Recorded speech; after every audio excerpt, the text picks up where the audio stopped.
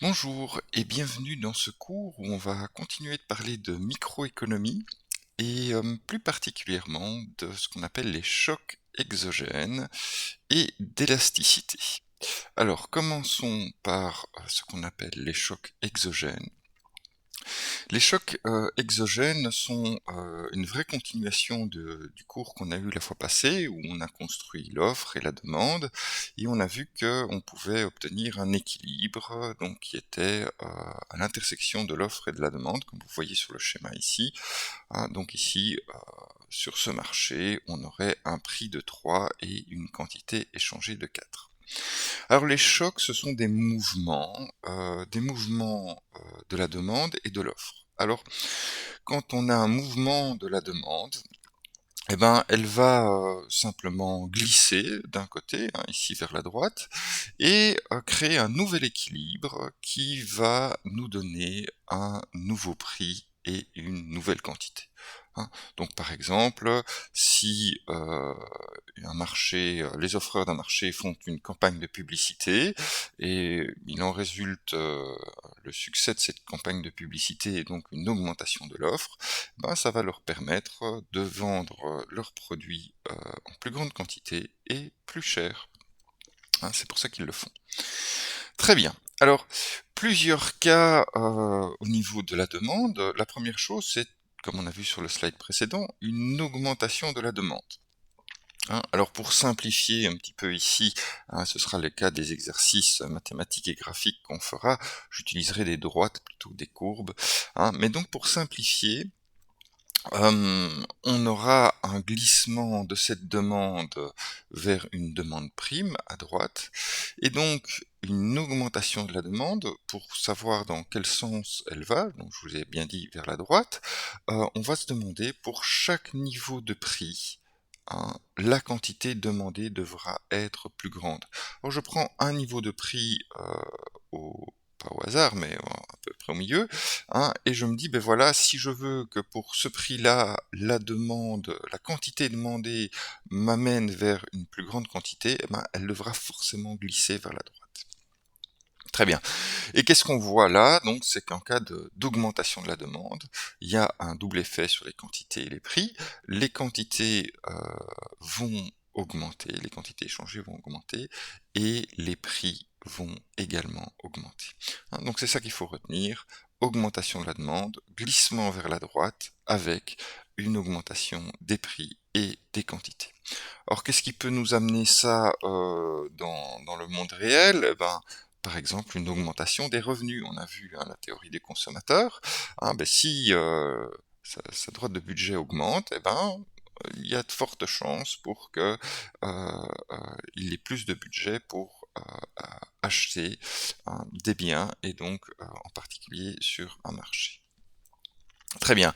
La campagne de publicité est un bon exemple aussi, ou une étude positive concernant les bienfaits de tel produit. Il peut y avoir évidemment des tas d'autres cas, mais voilà. Voici 3 qui pourraient fonctionner. Alors, à contrario, la demande, elle peut augmenter, mais elle peut aussi diminuer. Hein. Si elle diminue, je prendrai le même raisonnement que pour le slide précédent. Je prends un prix plus ou moins mieux et je me dis, pour ce prix-là, je devrais avoir une quantité demandée qui soit inférieure. Donc il faut que mon prix, qui est représenté par cette droite horizontale, hein, elle croise ces demandes avant celle qui est actuelle. Hein, et donc on voit bien que ça résultera d'un glissement de la demande vers la gauche ici. Glissement de la demande vers la gauche amènera non seulement une quantité inférieure, mais aussi un prix inférieur. Hein, donc diminution de la demande entraîne prix et quantité diminuer.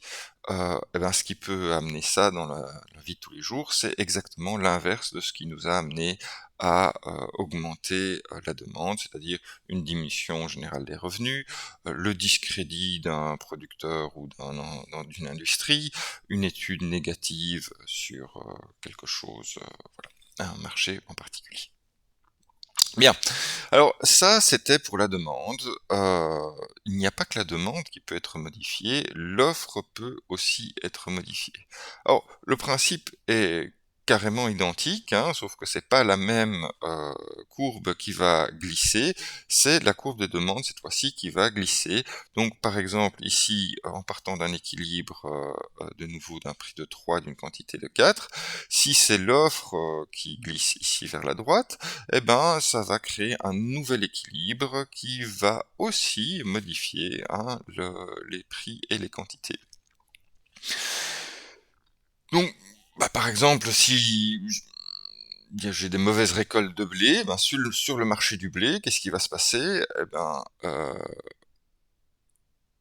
excusez-moi, ça devrait être des bonnes récoltes de blé, hein, sur le marché du blé, qu'est-ce qui va se passer? Ben, on va avoir une augmentation de l'offre, et cette augmentation de l'offre va amener évidemment des quantités supplémentaires échangées, mais on va devoir compenser ça par une diminution de prix. Voilà, hein, donc des bonnes récoltes. Très très bien. Alors, deux cas au niveau de l'offre comme au niveau de la demande. Une augmentation de l'offre, hein. On va avoir le même raisonnement pour la demande. On va se dire, ok, si mon offre elle augmente, eh ben, pour le même niveau de prix, je veux une quantité demandée offerte qui soit supérieure. Donc il faudra que cette droite horizontale elle croise une offre qui m'amène à une quantité plus grande. Donc il y aura bien un glissement vers la droite de mon offre en cas d'augmentation de l'offre. Glissement vers la droite qui entraînera, comme prévu, une augmentation des quantités, mais cette fois-ci une diminution du prix. On voit sur la gauche que le prix diminue. Alors, qu'est-ce qui peut amener ça? Très clairement, des coûts de production inférieurs, ça on l'a vu dans la théorie du producteur. Hein. Ça peut être aussi une ouverture de marché qui amène une offre étrangère, par exemple, supplémentaire. Hein, on peut avoir aussi une augmentation de la disponibilité des intrants, ça marche aussi très bien. Bon, alors, comme pour la demande, on peut aussi avoir une diminution de l'offre. Le raisonnement sera toujours identique. Pour un même prix, on veut que ce prix croise une offre pour donner une quantité inférieure. On aura donc bien un glissement vers la gauche de l'offre avec des quantités inférieures, mais aussi des prix supérieurs. Voilà. Hein. Et ben, ce qui entraîne ça dans la vie réelle, c'est exactement l'inverse de ce qu'on a vu sur le slide précédent, donc une augmentation des coûts de production, une pénurie d'entrants, etc., etc., une fermeture de marché, pourquoi pas.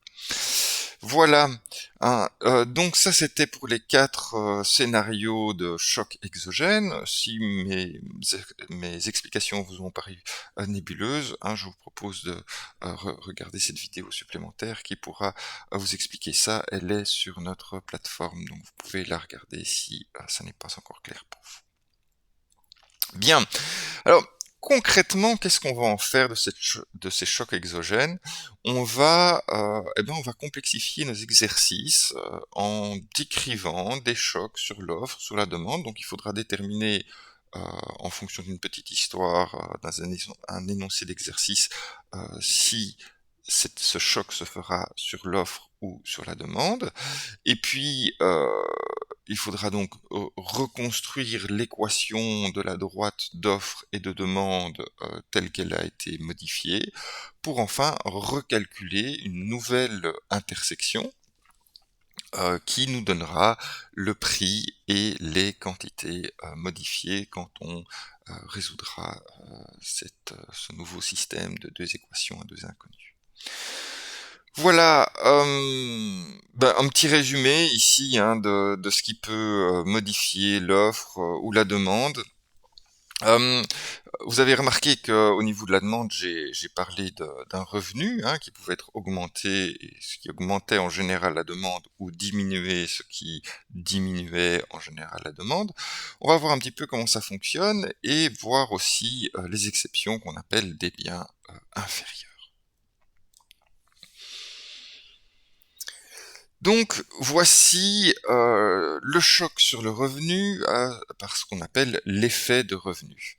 Hein, et donc si vous vous rappelez, quand on a vu la théorie du consommateur, on a vu qu'il y avait des courbes d'indifférence, hein, d'isosatisfaction si vous voulez, et que on avait des droites de budget. Et que fatalement, si notre budget de consommation augmentait, ben cette droite de budget va s'éloigner de l'origine, hein, elle va suivre la flèche rouge que vous voyez ici. Alors ça c'est intéressant parce que puisque ma droite de budget est modifiée, eh ben elle va me permettre d'atteindre des points de tangence avec les courbes de dissatisfaction plus élevés, hein. On voit ici, hein, qu'on se déplace vers le haut et la droite en suivant ce qu'on appelle la courbe d'Engel, hein. C'est une courbe qui indique comment est-ce que une variation du revenu me fait varier, hein, ma consommation. Voilà. En général, on l'a vu, une augmentation du revenu entraîne donc une augmentation de la consommation des divers biens qui sont disponibles, ici les pommes et les cerises. Et donc la flèche est bien orientée vers, en s'éloignant de l'origine, vers le haut et à droite de notre graphique. Alors c'est pas toujours le cas, on a parfois des courbes de d'isosatisfaction, hein, d'indifférence, qui sont un petit peu recroquevillées, hein. Regardez un petit peu comment est-ce qu'elles sont recroquevillées là sur la gauche en jaune, hein, et donc qui finalement me permettent de définir ce qu'on appelle des biens inférieurs. Alors, les biens inférieurs, c'est par exemple ici, hein, quand on compare les légumes et les féculents, eh ben, on peut se dire qu'un bien inférieur, ce sera un bien qui, par définition, euh, est moins consommé avec l'augmentation du revenu. Le principe, c'est de se dire, si mon revenu augmente, eh ben, je vais pouvoir faire un petit peu plus attention à ma santé en me nourrissant de plus de légumes, et que fatalement, si je mange plus de légumes, eh ben, je vais avoir moins de place dans mon estomac pour des féculents que j'achetais avant, hein. Donc je vais remplacer une partie des féculents que je mangeais par des légumes. C'est bien sûr un exemple illustratif, ce n'est pas le cas pour tout le monde, hein, mais mettons qu'en moyenne ça fonctionne comme ça. Hein, c'est une définition. Alors regardons si je reprends les points de tangence, et on voit bien que ici, une augmentation du revenu va amener une baisse de la consommation de mes féculents, hein, et la flèche ira toujours vers le haut, donc on a toujours une augmentation de la consommation des légumes, mais par contre elle va vers la gauche, et donc on a une baisse de la consommation de féculents, hein. Ces féculents sont dans ce contexte-ci considérés comme des biens inférieurs parce que ils diminuent, leur quantité diminue avec l'augmentation des revenus. Bien, alors comment est-ce qu'on va faire pour mesurer, hein, chiffrer cette variation des quantités provoquée, par exemple ici, par la variation des revenus? Eh ben, pour faire ça, on va utiliser une autre notion qui est celle d'élasticité.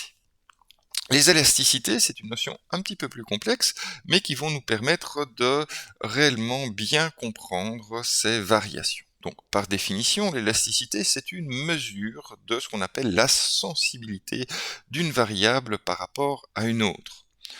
Alors, par sensibilité, on peut comprendre ça comme étant la pente des droites sur le graphe, hein. Par exemple, quand on a la pente de la quantité demandée par rapport au prix, hein, donc c'est finalement la demande, la pente de la demande, et ben cette pente de la demande sera une représentation graphique de la sensibilité de la variable quantité demandée par rapport à la variable prix.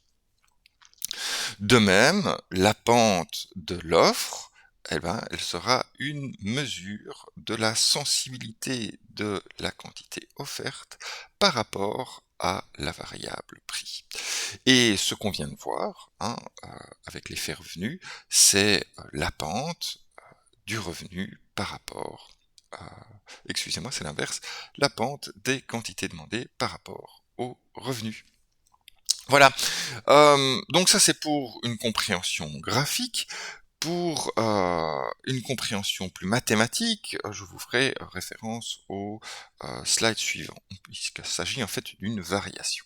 Alors, cette variation, ce coefficient, qu'on appelle coefficient d'élasticité, il n'a pas d'unité de mesure, puisque finalement, c'est un rapport de deux variations. Donc, c'est une de ses caractéristiques. Il permet de comparer des choses qui ont des unités de mesure différentes. Et donc ça, c'est assez intéressant. Alors, on notera également que les variables analysées, en général, elles forment des courbes. Donc, l'élasticité est bien ce qu'on appelle une notion ponctuelle, c'est-à-dire qu'elle se calcule en un point précis pour une quantité et un prix précis pour une quantité et un revenu précis. Bien, alors, regardons ça un peu plus mathématiquement.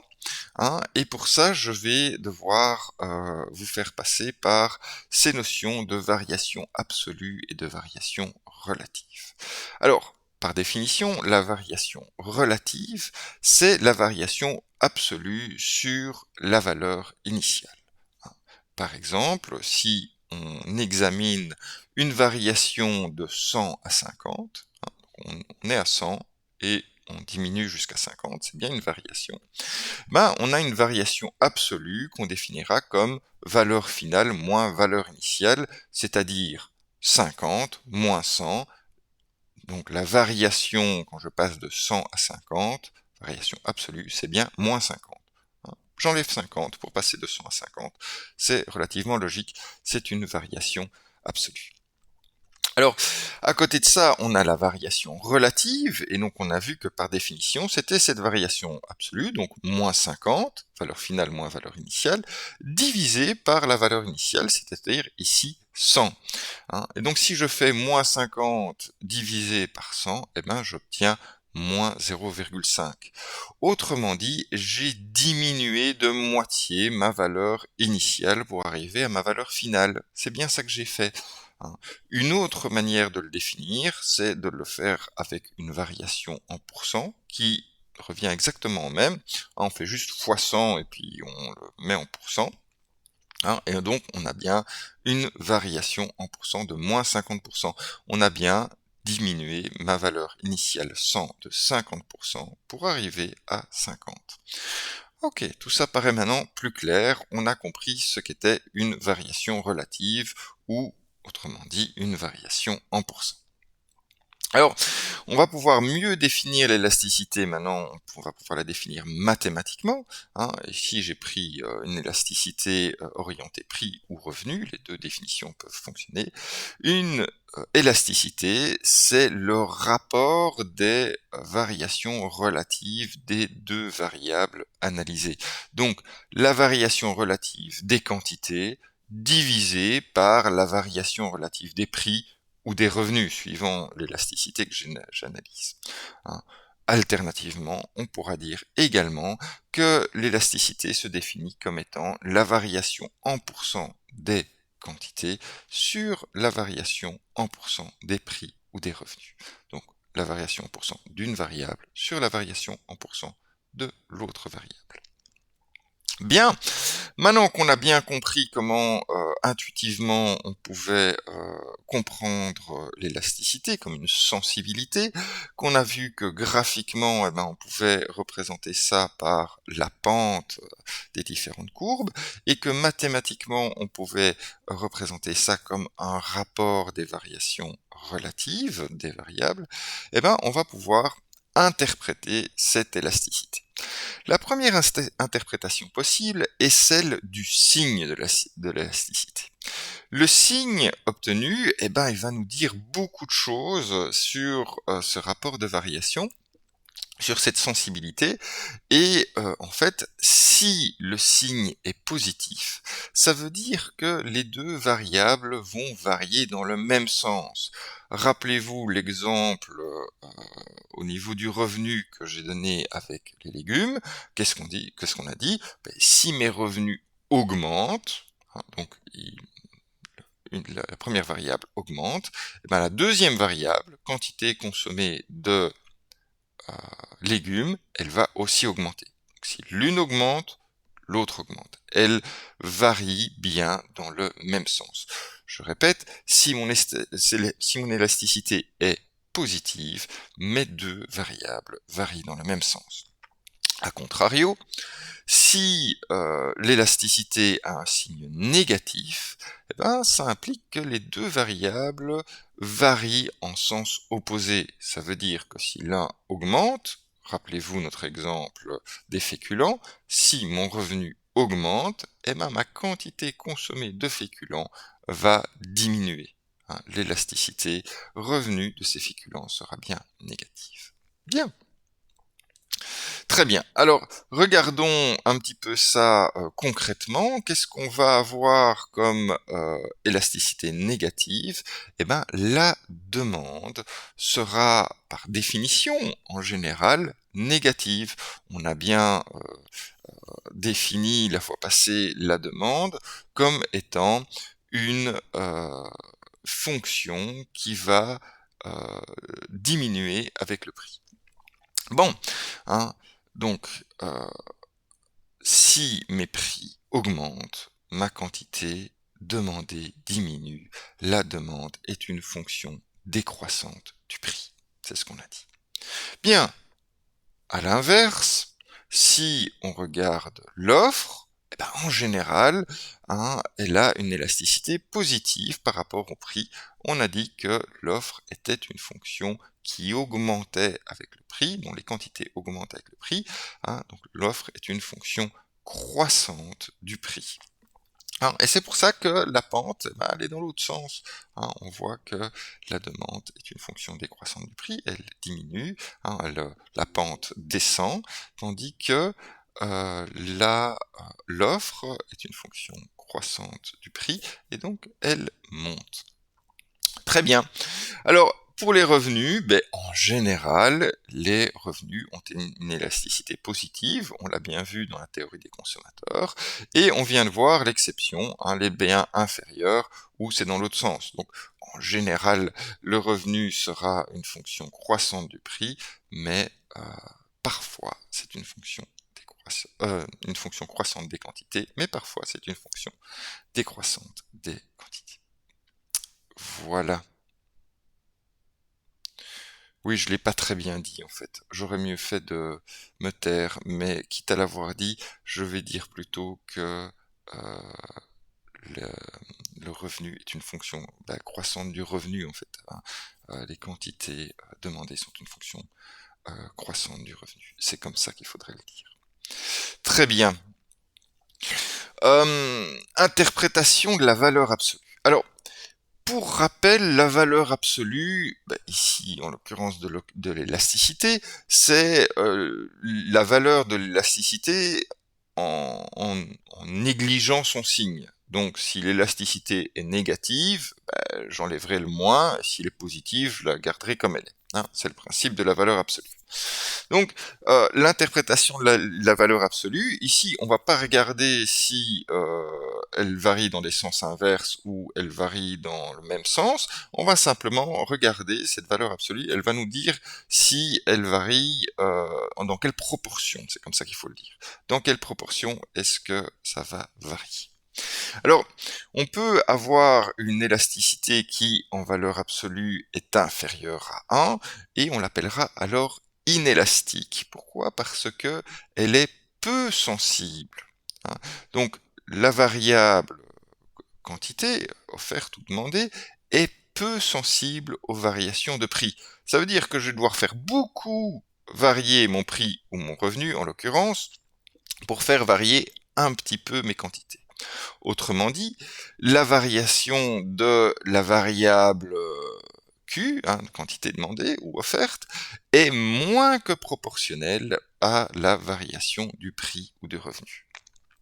Bien, donc en bas, on voit bien que cette élasticité qui en valeur absolue est inférieure à 1, ça veut dire que concrètement, elle est entre -1 et 1. Bien.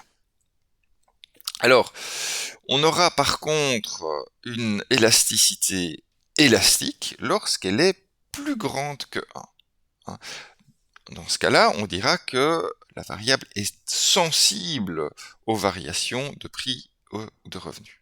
Donc la quantité demandée ou offerte va varier de manière assez importante quand on va faire varier un petit peu mon prix ou mon revenu. On dira autrement que la variation de la variable quantité demandée ou offerte est plus que proportionnelle au prix ou au revenu. Donc on voit bien en dessous que une élasticité qui en valeur absolue est plus grande que 1, ça veut dire qu'elle est soit inférieure à -1, soit supérieure à 1. Bien, alors on a des cas ponctuels, deux cas ponctuels, l'élasticité unitaire, qui est égale à 1 en valeur absolue, donc elle est égale soit à -1, soit à 1, et là, ça veut dire que les quantités demandées ou offertes varient exactement dans les mêmes proportions, dans le même pourcentage que le prix ou le revenu. Bien. On a quelques valeurs particulières de l'élasticité qui sont théoriques, mais on dira qu'on aura une offre parfaitement inélastique quand l'élasticité égale à 0. C'est-à-dire que finalement, la quantité demandée ou offerte, en l'occurrence, ne répond pas du tout à un changement de prix ou de revenu. Ok ? Pas du tout. Je peux changer le prix comme je veux, c'est toujours la même quantité qui est demandée. Je peux changer le revenu comme je veux, c'est toujours la même quantité qui est demandée. Bien. Alors, l'autre valeur particulière, c'est parfaitement élastique. Et à ce moment-là, l'élasticité est dite infinie. La quantité demandée, dans ce cas-là, devient infinie en réponse à un changement de prix ou de revenu. C'est un petit peu compliqué c'est la bonne façon de l'expliquer, mais c'est peut-être pas la meilleure manière de le comprendre. On le verra mathématiquement, ce sera beaucoup plus facile de se dire que peu importe la quantité, le prix sera toujours le même. C'est plus facile de le comprendre comme ça. Bien, alors si ce que je vous ai dit n'était pas clair, vous pouvez toujours aller voir notre petite vidéo supplémentaire. Alors, appliquons ces élasticités à 4 choses. Élasticité prix de la demande, donc on fait varier le prix et on regarde dans quelle mesure la quantité demandée va varier. L'élasticité prix de l'offre, on fait varier le prix et on regarde en quelle mesure la quantité offerte est modifiée. Une qu'on a déjà illustrée, l'élasticité revenu de la demande. On fait varier les revenus et on regarde dans quelle mesure la quantité demandée va varier. On a vu que c'était pas forcément dans ce sens-là. Et une petite dernière, l'élasticité prix croisé. On va faire varier les prix d'un bien et on va regarder comment la demande d'un autre bien est modifiée par cette variation du prix du premier bien. Donc, 4 cas qu'on va regarder plus précisément. Commençons par l'élasticité prix de la demande. Par définition, l'élasticité prix de la demande mesure la sensibilité de la quantité demandée aux variations de prix du bien, toutes choses étant égales par ailleurs. Autrement dit, l'élasticité prix de la demande nous indique de quel pourcentage varie la quantité demandée lorsque le prix varie de 1%. Okay, c'est une belle manière de se le représenter, cette deuxième manière de le définir. Bien, alors voici la formule qu'on devra retenir pour pouvoir la calculer. L'élasticité prix de la demande est donc bien égale à la variation relative des quantités demandées sur la variation relative des prix, qui est également égale au pourcentage de variation des quantités demandées sur les pourcentages de variation des prix. Et comme on sait que, par définition, les variations relatives, ce sont les variations des quantités demandées sur la quantité demandée initiale, et que, par définition, la variation relative des prix, c'est la variation des prix sur le prix initial, on peut mettre ça en formule, comme on voit dans la quatrième égalité. Donc le delta, c'est simplement pour dire variation.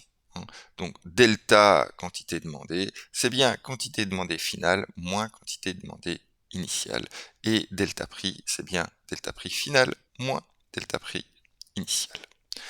Voilà, alors si on réarrange un petit peu cette équation, on aura la variation, excusez-moi, des quantités demandées sur la variation des prix fois prix sur quantité demandée. Et ça, c'est intéressant parce que le premier des deux facteurs, la variation des quantités demandées sur variation des prix, on va le reprendre et finalement, c'est lui qui est le coefficient de la pente de la demande. Ok, donc pour une demande qu'on va écrire comme une droite, ici Q quantité demandée égale A un chiffre qu'on aura donné fois P plus B une autre constante, et ce A, le coefficient des prix, ce sera rien d'autre que la variation des quantités demandées sur la variation des prix. Donc, ce qui est bien, c'est que quand on définit la demande comme une droite, on n'a plus qu'à reprendre ce coefficient, le coefficient des prix, et on a déjà le delta QD sur delta P, donc il suffira de multiplier ce coefficient par le prix et les quantités demandées ponctuelles à l'endroit où on veut calculer l'élasticité, et on aura donc cette élasticité qui nous sera donnée comme sur un plateau d'argent. Donc voilà, qui est facile pour, et c'est ce qu'on va utiliser évidemment dans nos exercices. Voilà, petit exercice illustration, vous allez essayer de le faire plus rapidement que moi. Si jamais j'ai une demande d'élasticité prix de la demande qui est égale à moins 3, c'est la valeur de mon élasticité, je vais savoir que si le prix augmente de 1%, toute chose égale par ailleurs, la quantité demandée, elle va soit augmenter, soit diminuer. Et là, je vois que comme mon élasticité prix de la demande est négative, rappelez-vous, négative, ça veut dire que ça évolue dans les sens inverses, donc ça veut dire que si mon prix augmente, ma quantité demandée, elle va diminuer. Bien, elle va diminuer, et elle va diminuer de combien de pourcents? Ça c'est la valeur en valeur absolue que je vais devoir regarder, donc je vais regarder le 3, et donc je sais que si le prix augmente de 1%, ma quantité demandée, elle va varier de 3 fois plus que 1%, de 3%. Ok, c'est bien, ça prend forme. À l'inverse, si le prix diminue de 1%, on sait que comme l'élasticité est négative, ça va aller dans l'autre sens. Donc si ça diminue, maintenant ma quantité demandée va augmenter, et la valeur absolue est toujours la même, 3, et donc ça va augmenter de 3%. Ok, évidemment, si on diminue de 2%, ça va augmenter de 6%, on a bien compris, c'était chaque fois proportionnel. Bien, alors, quelques caractéristiques de l'élasticité prix de la demande. La première, c'est que c'est un une belle formulation parce que ça va nous permettre de comparer des demandes de biens différents. Je vous ai dit que ça n'avait pas d'unité, donc c'est intéressant que ça n'a pas d'unité puisque ça va nous permettre de comparer des pommes et des cerises. Ben voilà, ça va l'élasticité des deux, hein, même si ce sont des pommes et de l'autre côté ce sont des cerises, eh ben ça va nous permettre d'avoir une notion comparable des variations des quantités de pommes et de cerises par rapport au prix. Alors, l'élasticité prix de la demande est donc bien en général négative, et on a vu que ça découlait évidemment de cette loi de la demande. Hein, la demande est une fonction décroissante du prix, pour rappel. En plus, le long d'une courbe de demande, hein, je vous rappelle que nous, on va représenter ça comme des droites pour faciliter l'application mathématique, mais que dans la réalité, c'est souvent des courbes, hein, et que donc, en général, le long de cette courbe de demande, l'élasticité prix va augmenter en allant de gauche à droite. Hein, donc, au fur et à mesure que cette pente s'aplatit, eh ben, l'élasticité, elle va augmenter.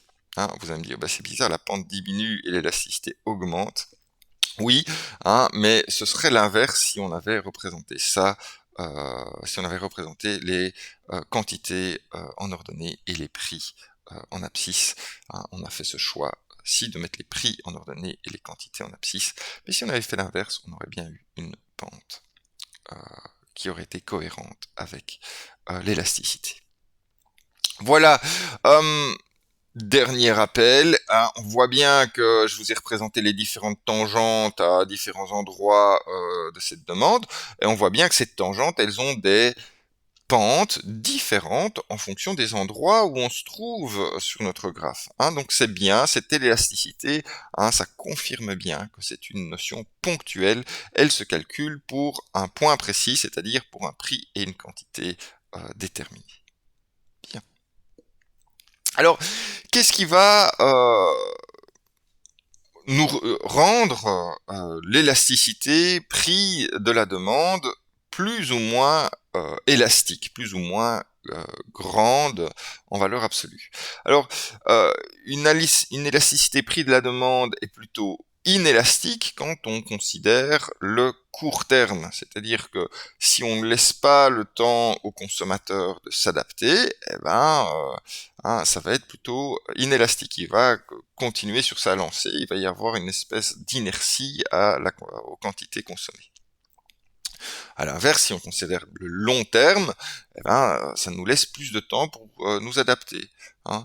Reprenons un cas qui a été le nôtre assez récemment, on a eu une grande augmentation du prix du gaz, eh ben c'est clair qu'à court terme, vous devez continuer à vous chauffer. Donc, hein, alors vous pouvez diminuer la température chez vous d'1 degré pour voilà, consommer un petit peu moins, hein, on est bien d'accord, mais vous n'allez pas changer votre chaudière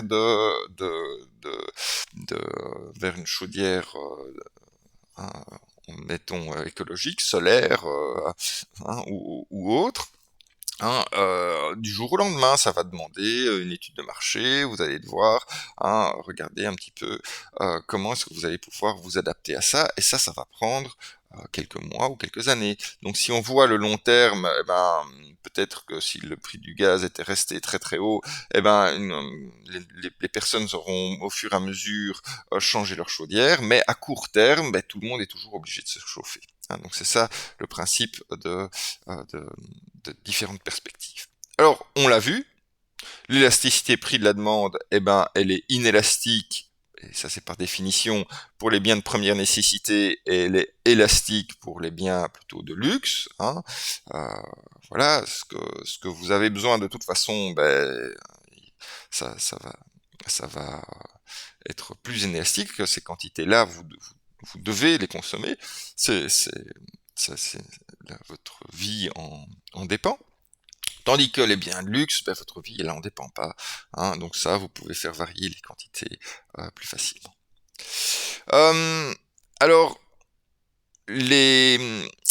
on va le voir un petit peu plus tard, hein, cette notion de substituabilité, mais grosso modo, si on a des biens peu substituables, c'est-à-dire qu'on ne peut pas remplacer par d'autres, eh ben, on va avoir une demande qui sera plutôt inélastique. Si vous consommez pas ça, eh ben, vous avez rien d'autre à consommer qui puisse remplir le même besoin, donc vous allez probablement continuer à consommer. Tandis que s'il y a des choses qui sont facilement substituables, hein, admettons que le prix du beurre flambe et pas celui de la margarine, bah, honnêtement, ça coûte pas grand-chose de mettre de la margarine à la place de votre beurre sur votre tartine au petit déjeuner.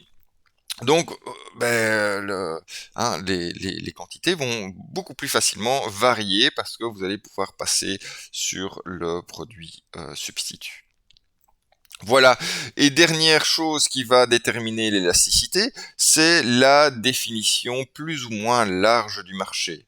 Hein, si vous définissez le marché de manière large, par exemple la nourriture, bah là évidemment vous devez toujours consommer de la nourriture pour vous nourrir. Donc ça, cette définition-là rendra le marché de la nourriture relativement inélastique.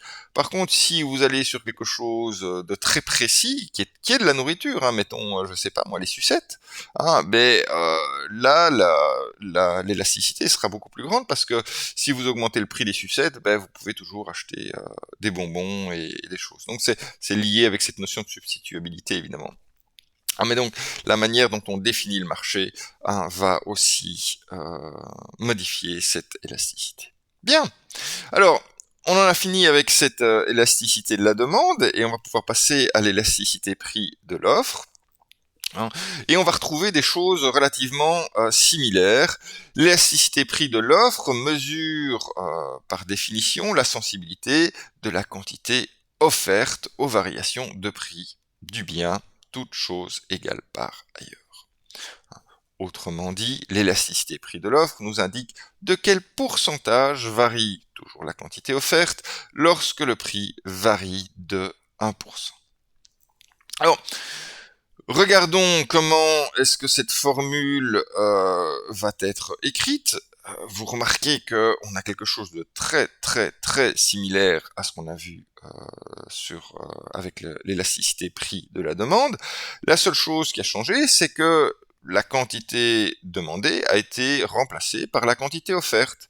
Donc on a l'élasticité prix de l'offre égale variation relative ici des quantités offertes sur les variations relatives de prix, pourcentage des variations des quantités offertes sur le pourcentage des variations de prix, et donc variation quantité offerte sur quantité offerte divisé par variation des prix sur le prix.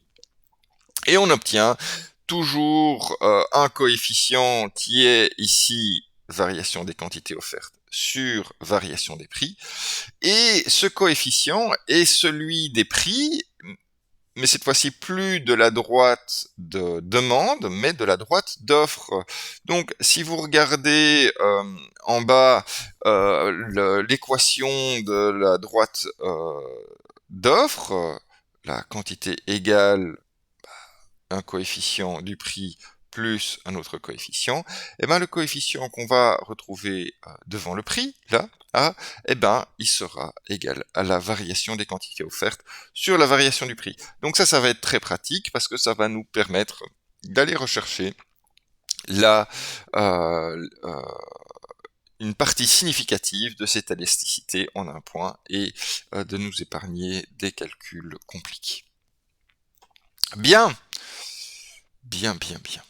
Alors, regardons qu'on ait toujours bien compris ce que signifiait une élasticité. Donc, si j'ai une offre d'élasticité prix de l'offre qui est égale à 2, ça veut dire que si j'augmente de 1% mes prix, la quantité offerte, est-ce qu'elle va augmenter ou elle va diminuer? Je vois que mon élasticité prix de l'offre est positive, donc elle va aller dans le même sens que le prix. Donc si le prix augmente, elle va augmenter. Et elle va augmenter de combien de pourcents? Pour ça, je regarde la valeur absolue, et je vois que c'est 2, donc elle va augmenter de 2 fois plus que le prix.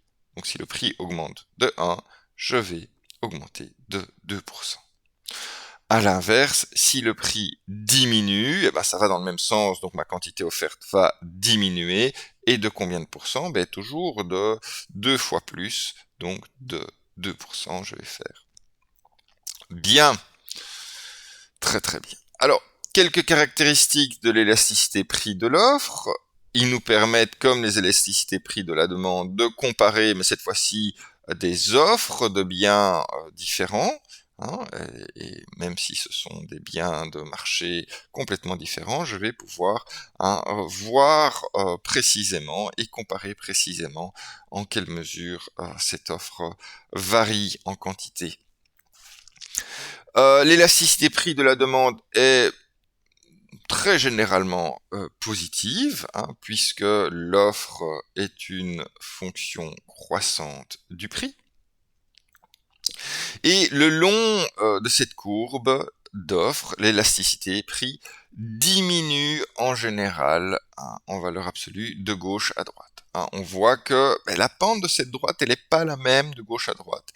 Elle va augmenter, et donc pour les mêmes raisons que ce que j'ai expliqué pour l'élasticité prix de la demande, ça va inverser l'élasticité. On comprend également que l'élasticité prix de l'offre est également une notion ponctuelle. On voit bien que cette pente n'est pas la même en différents points de notre graphe. Bien. Alors, regardons un petit peu ici différents types d'offres, et on va avoir une notion ici une illustration plus graphique. Admettons que j'ai un accroissement de 25% du prix. Mon prix passe de 4 à 5 dollars. Et que j'ai une offre parfaitement inélastique. Donc une offre parfaitement inélastique, c'est bien une offre qui est verticale comme ça. Peu importe le prix, les quantités ne varient pas. Donc j'aurais pu, ici j'ai augmenté de 25% le prix, mais j'aurais pu l'augmenter de 50, de 100, de 150, un peu. Les quantités, elles s'accroissent toujours de 0%. 0%. Ok, elles bougent pas, peu importe le prix, les quantités sont toujours les mêmes. Alors, quelle va être l'élasticité prix de l'offre dans ce cas-là? Eh ben, c'est très bien, on va faire variation relative des quantités, 0%, ça veut dire 0%, ça veut dire 0 divisé par 25%, variation relative des prix. 0 divisé par 25, ça nous fait 0. Voilà. Une manière de calculer l'élasticité. Alors ici, je vous ai représenté graphiquement, et vous voyez bien que par rapport à la pente ici, on va avoir une pente qui va changer, et j'ai toujours un accroissement du prix de 25%. Mais ici, plutôt qu'avoir une offre complètement verticale, je vais avoir une offre légèrement inclinée. Et donc, cette augmentation du prix de 25% va faire varier, de 4 à 5 dollars, ça va faire varier mes quantités de 100 à 110. 100 à 110, c'est bien un accroissement de 10%. C'est 10% de plus. Très bien, maintenant que je sais ça, je vais pouvoir calculer mon élasticité prix de l'offre. Ça va bien être mes variations relatives des quantités, donc 10%, divisé par mes variations relatives des prix, 25%. Et donc, 10 divisé par 25, ça nous fait 0,4. Je peux calculer mon élasticité prix de l'offre de cette manière. Bien, alors regardons maintenant une offre d'élasticité unitaire, et vous voyez que la pente de la droite d'offre s'est encore un petit peu inclinée. Je varie toujours mon prix de 4 à 5 dollars, donc de 25%. Et cette fois-ci, plutôt que de passer de 100 à 110, je vais passer de 100 à 125. Donc j'ai bien une variation de 25%. Et je vais pouvoir calculer de nouveau mon élasticité prix de l'offre en faisant 25 sur 25. Et donc c'est bien égal à 1. Par définition, l'élasticité unitaire, c'est une élasticité prix de l'offre qui est égale à 1. Bien. Alors, une offre élastique. Ici, on a à nouveau la pente qui s'est inclinée un petit peu, hein, donc ça veut dire que c'est encore un peu plus facile de produire, hein, et donc pour un accroissement du prix de 25%, ici, on va carrément doubler les quantités, on va passer de 100 à 200. Donc ça, doubler les quantités, ça veut dire un accroissement de 100%. Ok. Et donc, on aura une élasticité prix de l'offre qui sera égale à 25 sur 100, donc à 100 sur 25, donc à 4. Très bien. Eh ben, il nous reste la dernière élasticité, hein, une offre parfaitement élastique. On voit que ici, eh ben, mon offre, elle est horizontale. Une manière de le dire, c'est que au-dessus de ce prix de 4 $, la quantité offerte est infinie, hein, et que ben, à 4 $ exactement, ben, on peut produire toutes les quantités possibles et imaginables. Hein. C'est probablement une manière plus correcte de le concevoir, c'est de se dire, ben, peu importe la quantité, le prix sera toujours égal à 4 $. Bien, euh, ça peut ponctuellement exister hein, dans la réalité, hein, sur un marché bien précis. Ben, par exemple, hein, vous êtes une petite firme locale et vous importez de l'essence et ben, cette essence, vous l'achetez toujours au même prix et vous la revendez toujours au même prix. Et voilà, pour vous, petit euh, importateur d'essence, eh ben, votre offre sur votre micro-marché, eh ben, elle est toujours égale à 4 $ et vous n'avez pas de gros problèmes pour vous approvisionner plus au même prix et donc vous offrez toujours plus à ce même prix. Très très bien. Euh, alors, bah, ici pour calculer l'élasticité prix de l'offre, c'est un petit peu plus complexe. Hein. Grosso modo, eh ben, vous avez quoi? Ben, vous avez une valeur, hein, une variation de quantité, peu importe ce qu'elle est, ça va être un chiffre, et ben, votre prix va jamais varier. Donc vous aurez quelque chose divisé par zéro. Alors quelque chose divisé par zéro n'existe pas en fait en réalité, mais est une valeur qui tend vers l'infini et donc par abus de mathématiques, eh ben on va dire que c'est égal à l'infini.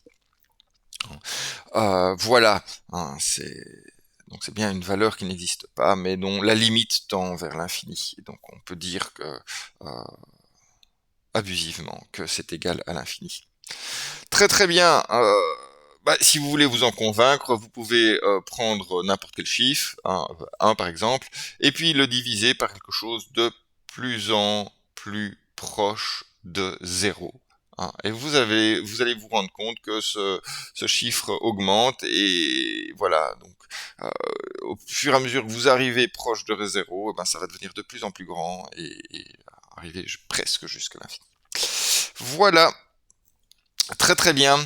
Alors, quels sont les déterminants de l'élasticité de l'offre hein. Donc, qu'est-ce qui fait augmenter et diminuer cette élasticité de l'offre? Eh ben, on a ce court terme, long terme qui est identique à la problématique de l'élasticité de la demande. Hein. Ben, les producteurs doivent aussi prendre un certain temps pour s'adapter. On aura la disponibilité des intrants qui va jouer. Hein. Si les intrants sont limités, on peut pas vraiment jouer sur leur quantité. Hein. Ben, ça veut dire que vous-même, en tant que producteur, vous êtes soumis à des marchés inélastiques en termes d'achat, et donc ben, finalement votre production sera inélastique également. Hein, tandis que si vous avez des ressources qui sont complètement disponibles, et ben là, ce sera totalement différent. Alors, on peut aussi hein, voir que est-ce que d'une manière ou d'une autre, hein, je suis enfin l'ensemble des producteurs, on devrait dire, hein, sont proches de leur production maximum ou pas. Hein, ça veut dire que si ils sous-produisent par rapport à leur capacité maximum, eh ben cette offre elle sera plus élastique parce que ça posera pas trop de problèmes d'augmenter la production. Voilà. Très très bien. Alors, troisième élasticité, l'élasticité revenu de la demande. L'élasticité revenu de la demande, eh ben, par définition, hein, elle mesure la sensibilité de la quantité demandée aux variations du revenu, pas du bien, du revenu. Toute chose étant égale par ailleurs. L'élasticité revenu nous indique donc de quel pourcentage varie la quantité demandée lorsque le revenu varie de 1%. Alors, de nouveau, formule relativement similaire à l'élasticité prix de la demande, on a juste remplacé le prix par le revenu. Variation relative de la quantité demandée sur la variation relative du revenu.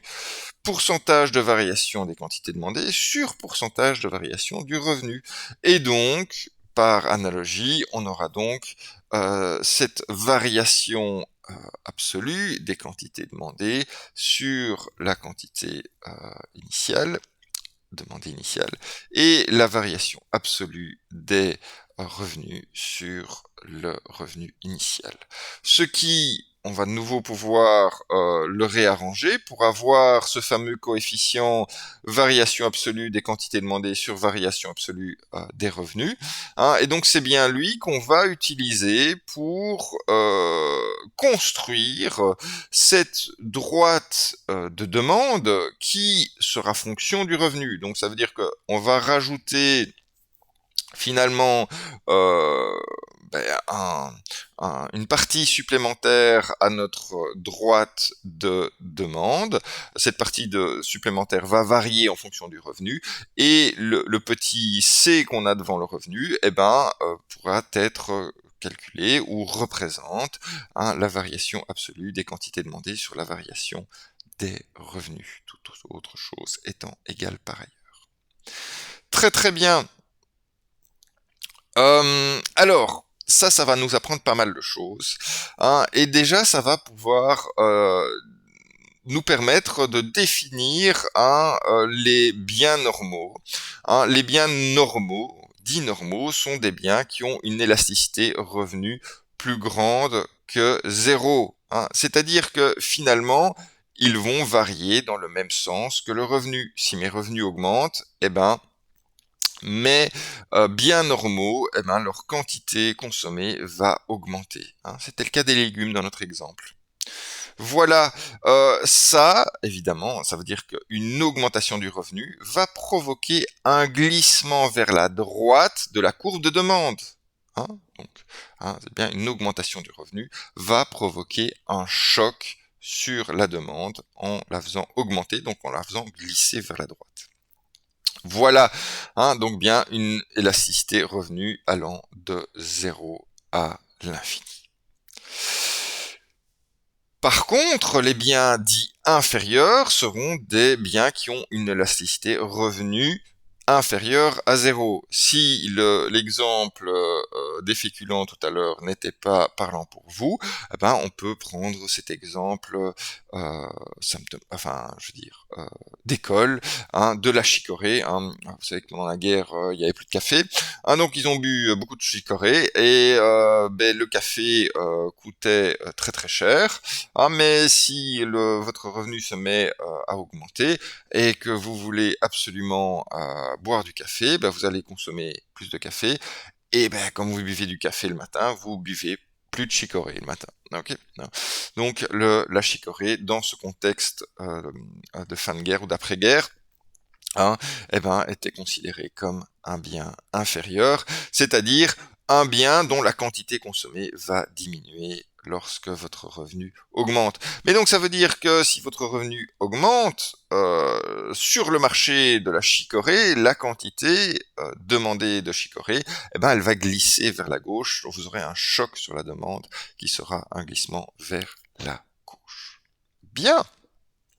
Alors, parmi ces biens normaux, on classe deux types de biens. Les biens dits de première nécessité, et on a vu que ces biens, ils avaient une élasticité revenu inférieure à 1, donc ils ont une élasticité revenu inélastique, entre 0 et 1.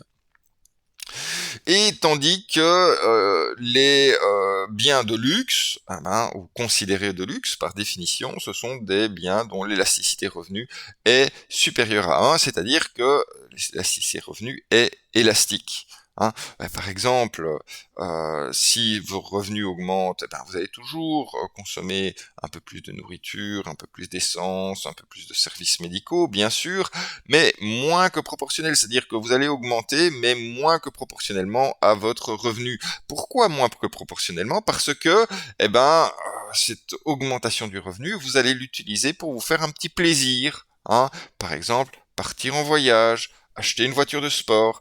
Probablement que à votre niveau de revenu inférieur, vous achetiez pas de voiture de sport et vous partiez pas en voyage à l'étranger, vous n'aviez pas de consommation de restaurant de luxe. Mais une fois un certain niveau de revenu passé, vous avez dit je vais acheter ça, et donc fatalement il va augmenter plus que proportionnellement puisque vous n'en consommiez pas avant. Et ça va se faire au détriment proportionnel des biens de première nécessité. Donc voilà, graphiquement en bas, première nécessité de 0 à 1 et luxe de 1 à plus l'infini. Bien, on va pouvoir passer à notre dernière élasticité, l'élasticité dit prix croisé. Alors, cette élasticité prix croisé, c'est l'élasticité qui mesure la sensibilité de la quantité demandée, mais cette fois-ci d'un bien X, aux variations de prix, mais cette fois-ci d'un bien Y.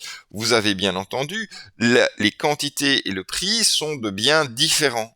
Ok, donc, par analogie, ce sera toujours quel pourcentage la quantité demandée de X varie si le prix de Y varie de 1%. La formule ressemble comme deux gouttes d'eau à l'élasticité prix de la demande, sauf que ici les prix, c'est pas les prix sur le même marché que ma demande, c'est les prix sur un autre marché. Donc on a la variation relative des quantités demandées de X sur la variation relative des prix de Y, c'est-à-dire la pourcentage de variation des quantités demandées de X sur les pourcentages de variation des prix de Y, et donc la variation absolue des quantités demandées de X sur les quantités demandées de X, divisé par les variations absolues des prix de Y sur les prix de Y. Et ça nous permet d'avoir un coefficient variation absolue des quantités demandées de X sur variation absolue des quantités variation absolue des prix de Y, et cette variation, ce rapport de variation absolue, il va construire le coefficient des prix d'un autre bien intégré à la demande du bien X. Ok, donc vous voyez ici, à côté du revenu qu'on a rajouté tout à l'heure, on peut encore rajouter, complexifier un petit peu l'équation de notre droite avec un coefficient qui est expliqué par le prix d'un autre bien. Voilà, et donc ça va déterminer le type de droite que je vais vous donner dans les exercices. Donc je vais vous donner une droite où il y aura non seulement le prix qui explique la quantité, mais aussi le revenu et aussi le prix d'autres biens, voire encore d'autres choses. Très très bien. Alors, qu'est-ce que nous explique l'élasticité prix croisé? Elle nous explique premièrement le degré de substituabilité entre X et Y. Donc si l'élasticité prix croisé est positif entre X et Y, ça veut dire que X et Y sont deux biens qui peuvent se substituer l'un et l'autre. Par exemple, la bière et le vin. Admettons que je sois un alcoolique notoire et que j'ai besoin de mon petit coup, et évidemment je vais le faire à meilleur prix, et que j'aime la bière et le vin pour boire mon petit coup, puisque je suis alcoolique et que les deux se substituent pour répondre à mon besoin d'alcool, il est clair que si le prix du vin augmente, en bon alcoolique rationnel, je vais me dire, je vais plutôt acheter de la bière. Hein, donc le prix du vin augmente, et moi, plutôt que de répartir mon petit coup entre du vin et de la bière, je vais boire plus de coups de bière parce que c'est proportionnellement moins cher que le vin pour boire mon petit coup. Et donc c'est l'augmentation des prix du vin va faire que, en toute rationalité d'alcoolique, je vais acheter plus de bière. Donc l'élasticité prix croisé entre le vin et la bière est bien positif. Ils sont bien substituables. Les deux me permettent de boire mon petit coup. Très bien. À l'inverse, si l'élasticité prix croisé entre deux biens est plus petite que 0, négative, ça veut dire que ces deux biens sont complémentaires.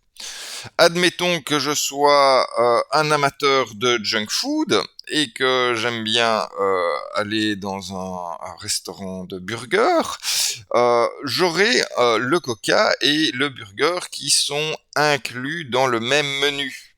Bah oui, moi j'aime bien le junk food, je prends un menu quand je vais dans mon restaurant de junk food préféré. Et là, il est clair que si le prix du burger augmente, eh ben, ça va être le prix de mon menu qui va augmenter. Et donc, ma sensibilité au prix va être ma sensibilité au menu. Et donc, même si le coca n'aura pas modifié son prix, je vais aller moins souvent dans mon restaurant préféré de junk food. Et donc, j'aurai une quantité de coca qui va diminuer. Une quantité consommée de coca qui va diminuer simplement parce que j'achète moins de menus. Menu comprenant burger plus coca.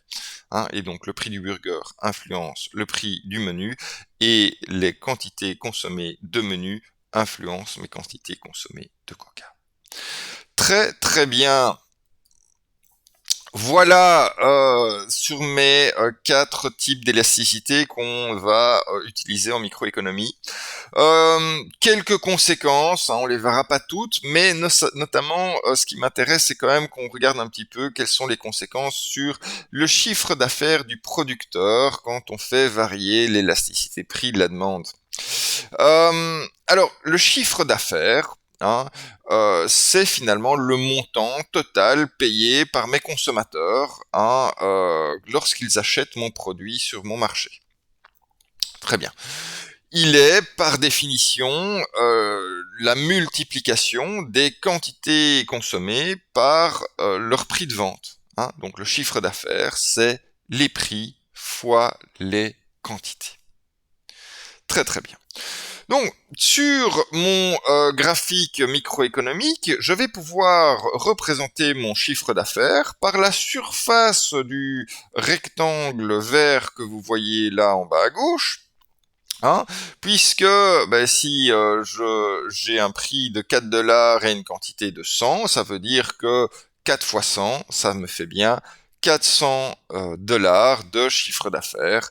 C'est bien la surface de ce rectangle. Bien, et donc on voit que le coin supérieur droit de ce rectangle est finalement le point d'équilibre sur mon marché microéconomique. Très bien. Alors regardons si on comprend bien comment est-ce que ce chiffre d'affaires va varier. Et avant de ça, il va falloir que je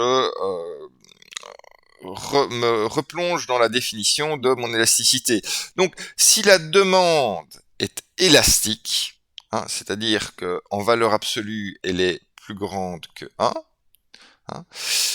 donc l'élasticité prix de la demande est élastique, Ça veut dire qu'un accroissement du prix entraîne une baisse, hein, ça on l'a vu, puisqu'elle est négative, un accroissement entraîne une baisse, de la quantité demandée proportionnellement plus grande ou plus petite.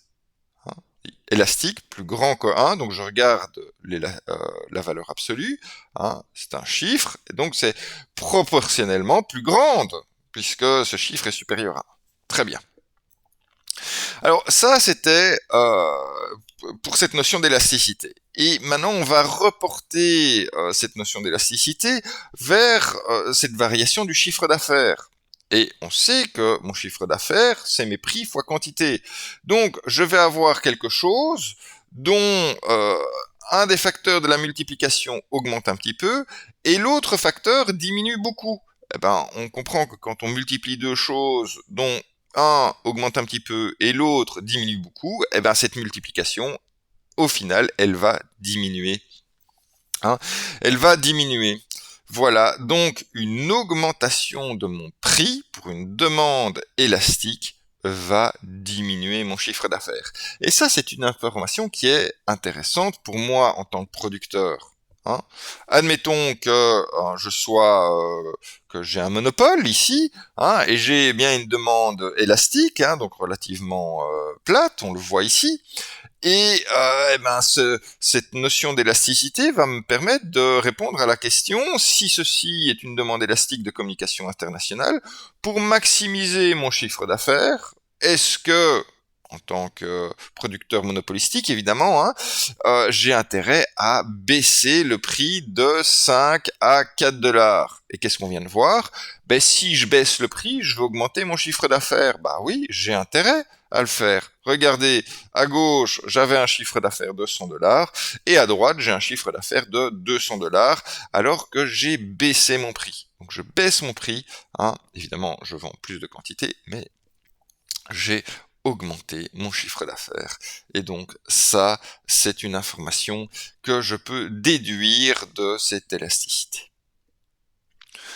A contrario, si ma demande est inélastique, c'est-à-dire qu'en valeur absolue, mon élasticité prix de la demande est inférieure à 1, hein, je vais bien toujours avoir un accroissement du prix qui va provoquer une baisse de la quantité demandée, mais cette fois-ci dans des termes proportionnellement plus faibles.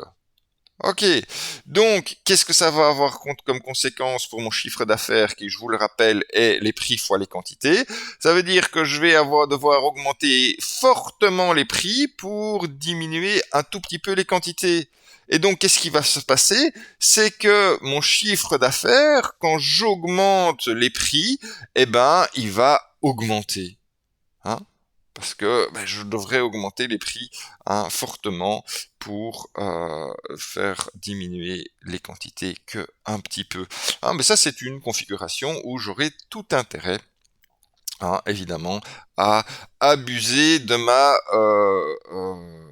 position monopolistique. Hein. Donc on voit ici que sur la représentation graphique, la demande est bien plus verticale, hein, elle est donc bien inélastique, et donc cette valeur d'élasticité me permet de répondre à la question, hein, si ceci est la demande inélastique de communication internationale, pour maximiser mon chiffre d'affaires en tant que monopole, est-ce que j'ai intérêt à augmenter le prix de 1 à 3 dollars? Et bien sûr, la réponse est oui. Oups, oui. Voilà. Hein, j'ai augmenté, hein, et donc là, c'est tout bénef. Hein, je dois produire moins. Hein, je suis passé de 100 à 80. Je dois produire moins et en plus je le vends plus cher. Bah voilà, hein, j'ai intérêt à abuser de ma position monopolistique. Bien, bien. Eh ben voilà qui est fini et qui clôture ce cours sur la microéconomie, hein, où on a parlé des chocs et de l'élasticité. Hein, je vous rappelle que vous avez des petits exercices à faire, qu'on fera notamment en classe. Et donc, je vous souhaite à la semaine prochaine. Merci et à bientôt.